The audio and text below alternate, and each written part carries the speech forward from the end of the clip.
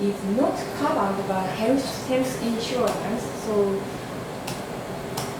So many most some part of the cost for having children is now covered by each couples privately, and after birth. After it is also true for after birth. So the parents have burden many costs for parenting. So I think that is why Japanese government has not had an active role in having, not only in having children, but also parenting now. So should the government give more financial support, in your opinion? Yes, so I think so. Before just providing prenatal care, so government have to play a more active role in another area concerning parenting and having children. In some cities, if you have a baby, don't you get some cash from the local government? Yes, but it's not so majority. It is not so majority. It's very rare case, and many costs is now covered by private money. So. Okay. Yeah, thank you. Yes? Well, in Israel, probably because of the trauma of the Holocaust, reproduction is highly appreciated, especially in the Jewish society. I mean, how culturally oriented is this discussion now, from your perspective? It is also my research limitation, but I think autonomy is dominant. The idea that autonomy is a dominant value about reproduction is shared among many countries, especially in Europe and also in Japan. But I think how can I say, embodiment, how to execute that obligation. It depends largely on the current political system and past history. And in Japan, we have to, especially in Japan, we have to consider the past eugenic policies. So eugenic policies, and it is very different. It makes very different situation from European countries. So I have to consider in the future research, take part in each country's history and the current system, social system. Since I agree with you in what you said about autonomy, but then I see my female friends, some of them who never got married, and now they really want a child of their own, and they will do everything for that. And the Israeli government support it financially. I mean, even if you're an unmarried woman and you have no partner, and still you are entitled to at least 2 IVF costly procedures. If you can be assisted with a sperm donor, it may not even be your not eggs, how do you say, ov, Your own ova? Yeah. ovals, but and still, and women feel that by this they are expressing their autonomy. So, and there are exceptions. I know some. I know a few, but they know there are exceptions. They have to excuse themselves all the time. They have to explain why they never chose to have children. And the most important, most interesting thing in this respect is that Israel is considered to be, in the past 2 decades, very gay-friendly. And part of the exception of gay culture into mainstream society, mostly secular society, is that gay, instead of having this different culture of Mardi Gras and different values, accepted the values of the general society, they get married, and they bring children, sometimes with help of women. Sometimes they do sort of they do all kinds of agreement, lesbian woman with a gay person, and they raise the child together. So this is a kind of an expression of their autonomy. So and they consider it as an expression of their autonomy, and that reveals the cultural force of society. Yes, I think so. As I said before, autonomy is a very important value, but understanding of autonomy is changing gradually. So I think it is depend on a decision of how far we expand the respect for autonomy, and that just we have obligation to just respect for autonomy from just negative terms, or we have to promote further autonomy. So it depends on our decision or judgment. So but at least in the negative term, respect for autonomy is very important. It's kind of human rights. So just one more question. Yeah. Just In Japan, yeah. it is not covered by most of the tests of prenatal care. It's not covered by national health insurance, but there is public financial support. Right? yes, it's covered by the local government. Only local government, But not the it's national not- government. Yes, but it's not. This support does not cover all costs for pregnancy and giving birth. So it's just some portion of it covers just some portion of costs. But if some people want, they cannot have national health insurance. National health insurance only pays for certain conditions, Yeah. and this is not a condition it's paying. Raphael? I just want very briefly to present you 2 cases we have in Italy. The first one, a woman got pregnant with 2 twins. She had the prenatal test. One of the 2 twins had Down syndrome. She went to Switzerland. She made a selective abortion only for the child that has the Down syndrome. The second one, a woman lose her husband in a car accident. The medician takes the sperm from the testicles of the man, and 1 year later, this woman became pregnant of a baby. The man has died 1 year before. When I present these cases to my students, they say, so what? What's the problem? What's the ethical problem? She could do it, she did it. But is there a border? Is there a limit?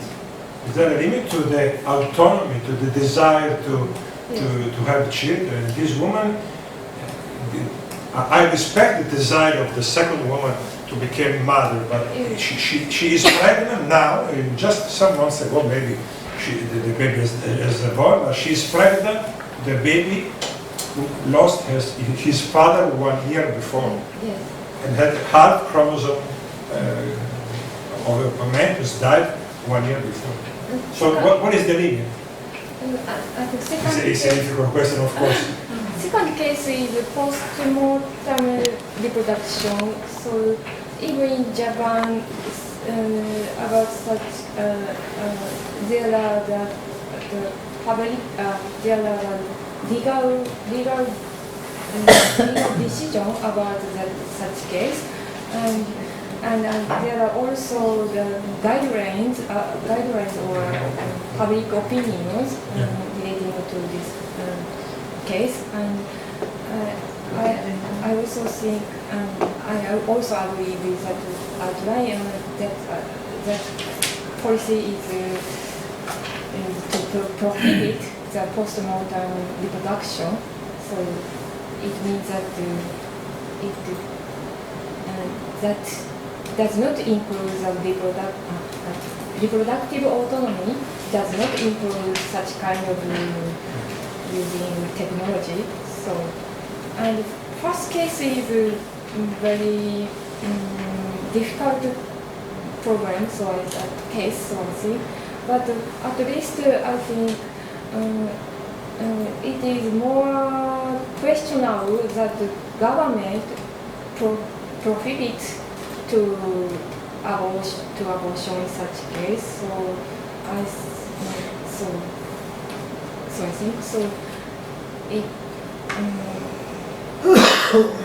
I think it might autonomy might be included in the kind of women's reproductive autonomy. I guess so. I'd like to go back to obligations. Okay. Okay? So let's say, what are your obligations? Now, and the universality, because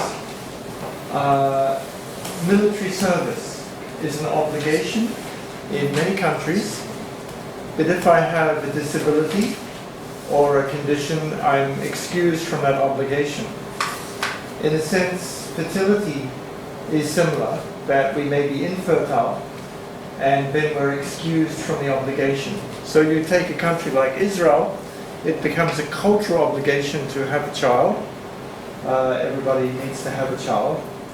It's interesting, both Israeli Jews and Palestinians, they both have large families. It's an obligation in both, in Arab culture, in African culture, and in many Asian countries. Interestingly, the dialogue between Italy and Japan, the two of the countries with the lowest reproductive rates in the world, and they've escaped from this obligation somehow. So I think an obligation doesn't need to be universal. What do you think? I think And many legal obligations don't need to be universal. So I have exemptions. For example, I have an obligation not to hurt you, but if I have a mental disease, I'm excused from legal consequences of hurting you. I think first of all, I need to categorize obligation. For example, there are difference between imperfect obligation and perfect obligation, and another obligation, and another category is obligation to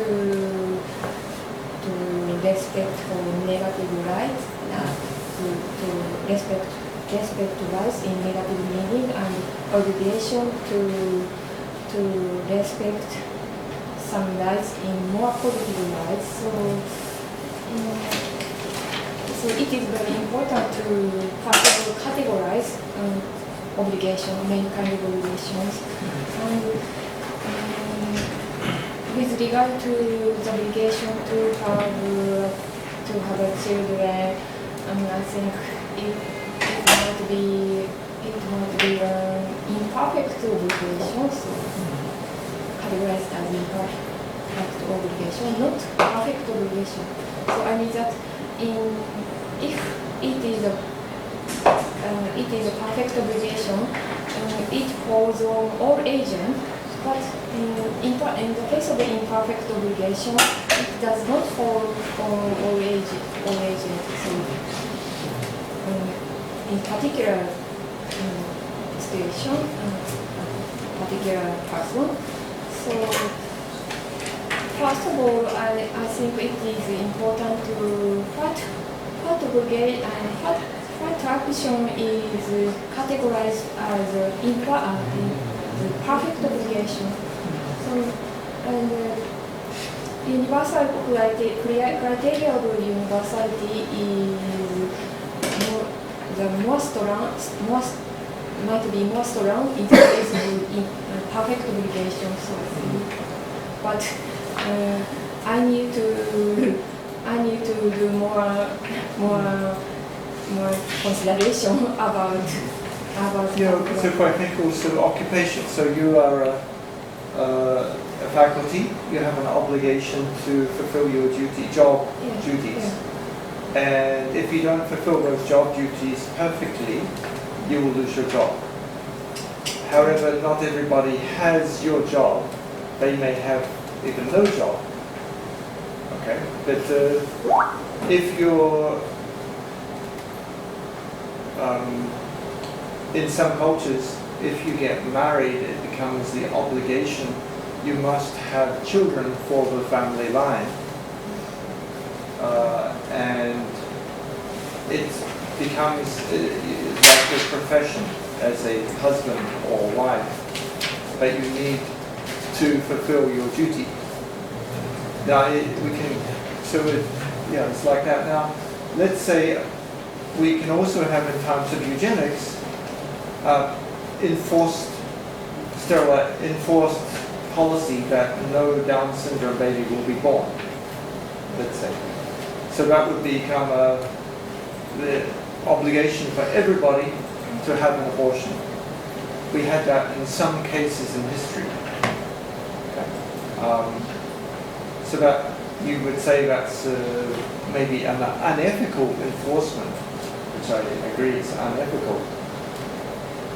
So when it comes to the prenatal tests, I think it's interesting to explore that.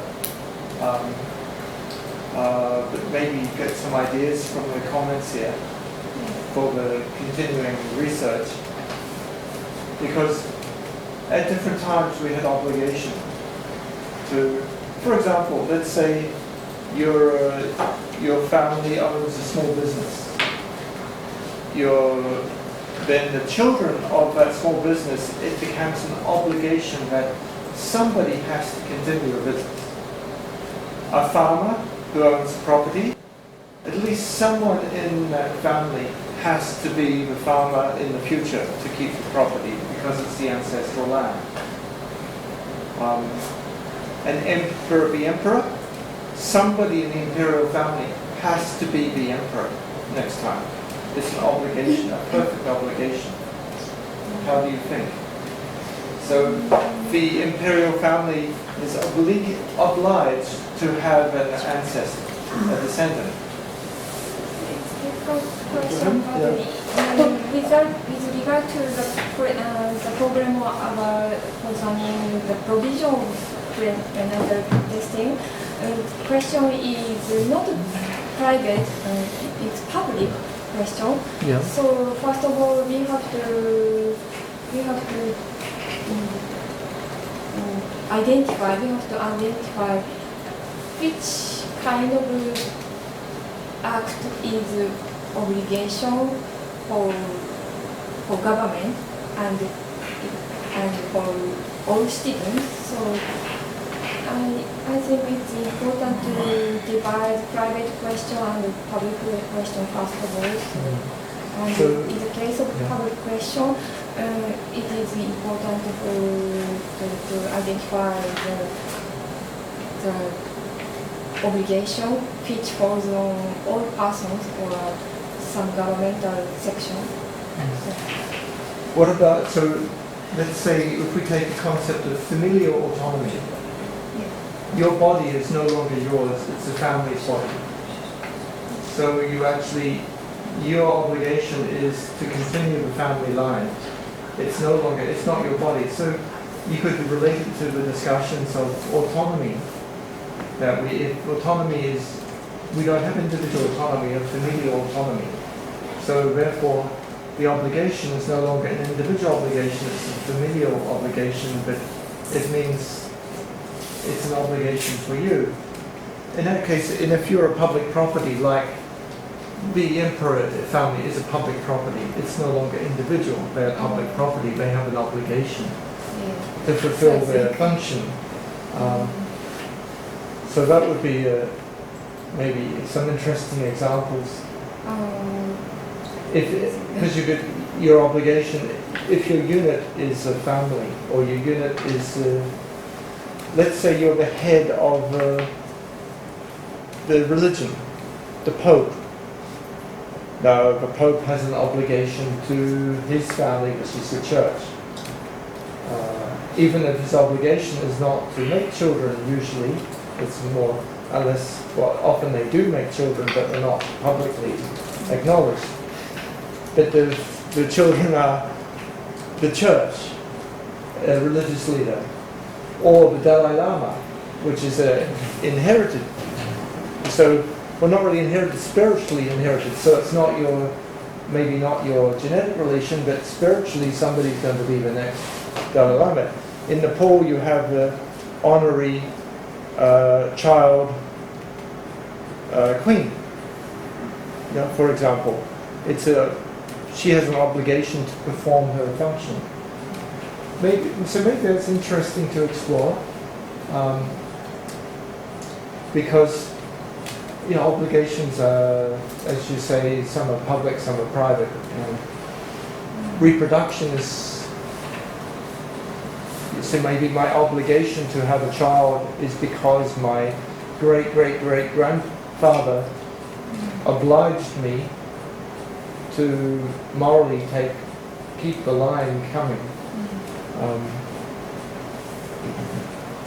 I'm sorry, Derek, but Yeah. Benedict the 16th showed this is not an obligation. It is a responsibility. It's not an obligation. He resigned. He resigned. He resigned because he felt he wasn't able to take the responsibility. This is the difference between obligation and responsibility. Responsibility is a response to the other one. It's not coming from behind. It's not coming from some sort of power. But I would conversely say that Pope Benedict actually fulfilled his obligation to be a mentally sound and physically sound Pope. So actually, he fulfilled the obligation. It was an obligation that if you're the Pope or the King, or the same with the Japanese Emperor did the same thing this year, he fulfilled the obligation to perform all his duties properly. So wouldn't that be actually an obligation? He's recognizing his obligation. Because in the past, many emperors or many popes, maybe I'll be executed for saying so, they were not responsible or mentally sane.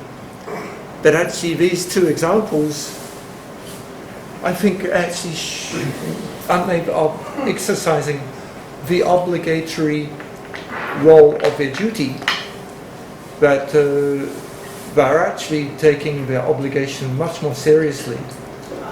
In this case, the responsibility, so you've got the example, you have the Emperor and the Pope Benedict. Is it a responsibility or an obligation? And I think we can argue both ways, don't you think? Yeah, of course. Yeah. Because I think if we have an the same with a university professor. In United States, there's usually no retirement age, it's mandatory. But it's an obligation that if you're no longer a proper professor, you should retire. But here in Japan, in National University, it's a mandatory retirement age. But in the US, it's an obligation that if you cannot fulfill your duty, you retire. whether you're 50 or 80 years old, you should retire. In Japan, in most countries, it's so maybe it could be some interesting things here. Thank you for your valuable comments. I think you are referring to the risk that not only the concept of autonomy, but also the concept of obligation might expand its meaning. Yeah. So I think I have to look into further about this problem. In Nazi Germany, it was an obligation to kill Jews. It was perfectly legal. Perfectly legal. Yeah. Yes, but sometimes the legal obligation is no longer a moral obligation. No, Yeah. not at all. So, any other comments? No, I just thought you were talking about Donald Trump. When you said people have an obligation that they're no longer saying to retire. Okay, we're not going to let you back in that country. It so happened Yeah. in Malaysia, there was a vice chancellor who became chancellor in Hong Kong, and his wife, who is a Chinese, she gave birth to Down syndrome child for the first time, and only the second time she gave birth to a good child, but the Down syndrome she gave birth to. Change your word, Aruna, you don't mean that. Pardon? Change your word, you don't really mean that. You don't mean good child. The I Down didn't syndrome, want to. because your attitude is the Down syndrome is a good child as well, but you're saying to It so a happened, non-Down syndrome but the child also passed away after 6 years. Yeah. The girl who was born in Down syndrome, she passed away in 6 years. Yeah. But see, she is a Chinese girl, but she married a vice chancellor who is an Indian, but from Malaysia. I don't want to mention the name. Yeah. Yeah, you might be knowing his name, and he became the chancellor of Hong Kong. So things happen. When they have Down syndrome also, they give birth to children. That's the reason why I mentioned that. Yes. Okay, any other comments? Yes? Could you tell me an obligation in Japanese? What word in Japanese? Japanese. So first of all, to pay their own tax. No, in No, in the Japanese Japanese. word. Obligation. Gimu or Oh no, game is different meaning. sekimu. Game is a duty. Sekimu とか Sekim is not an obligation because Miss So what would you think is the obligation? Do you have a duty or So what would you use for Japanese for obligation? maybe on, Oh, yeah. gyo, ongi.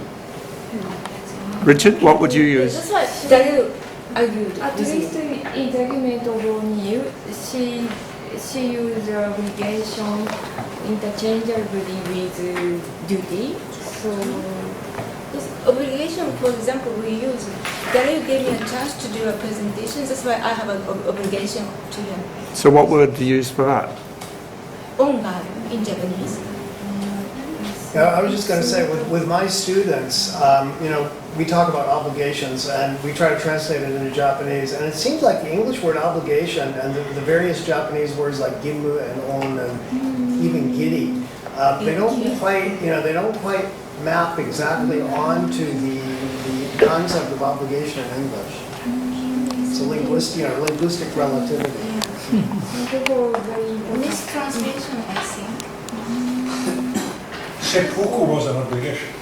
Seppuku was an obligation. Yes, that is an obligation. Follow your teacher. Listen to your argument. I'm wondering your just a translation program. Well, but the same way in English we can have different meanings of obligation. Yeah. But English is particularly ambiguous for most words. We can use obligation for many things. Yeah. But what's going on, I think, is, when we use the word in Japanese, the mental concept that's associated with that is quite different sometimes from the mental concept we associate with obligation. Yeah. Yeah. Thank you for your very important valuable input. I try to speak the Japanese and English again. Yeah. But even as we said, the responsibility and obligation are interchangeable. So, in some circumstance, and it's Gina is like elementary school. We have to go. It's given.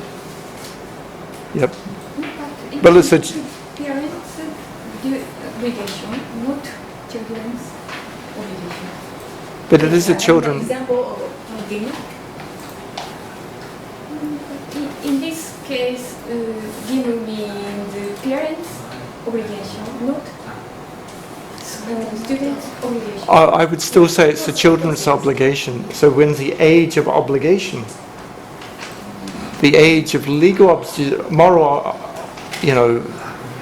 that's, interesting as well. But because you're also coming up to new concepts here too. Okay, well, thank you so much. Very good.